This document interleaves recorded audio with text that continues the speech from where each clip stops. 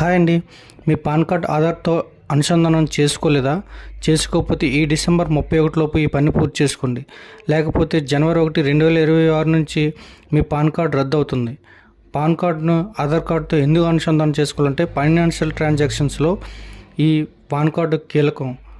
నకిలీ పాన్ కార్డులు పూర్తిగా నిర్మూలించడం కోసం సెంట్రల్ బోర్డ్ డైరెక్ట్ ట్యాక్స్ వారు పాన్ కార్డును ఆధార్ కార్డు అనుసంధానం చేసుకోవడం తప్పనిసరి చేశారు. సో పాన్తో అనుసంధానం చేసుకోకపోవడం వల్ల మీ పాన్ కార్డు రద్దు అయితే మీకు జరిగే నష్టాలు ఏంటంటే ఐటీ రిటర్న్స్ ఫైల్ చేయలేరు, మరియు మీకు రావాల్సిన ట్యాక్స్ రిటర్న్స్ అన్నీ నిలిచిపోతాయి. బ్యాంక్ ట్రాన్సాక్షన్స్, మ్యూచువల్ ఫండ్స్ వంటి పెట్టుబడులపై ఈ పాన్ కార్డ్ లేకపోతే టీడీఎస్ అధికంగా విధిస్తారు. 50,000 కంటే అబవ్ ట్రాన్సాక్షన్స్ కష్టం అవుతాయి. డిమాట్ ఖాతా చేయాలనుకుంటే కేవైసీ ప్రక్రియ పూర్తి చేయాలన్నా ఈ పాన్ కార్డు కీలకం.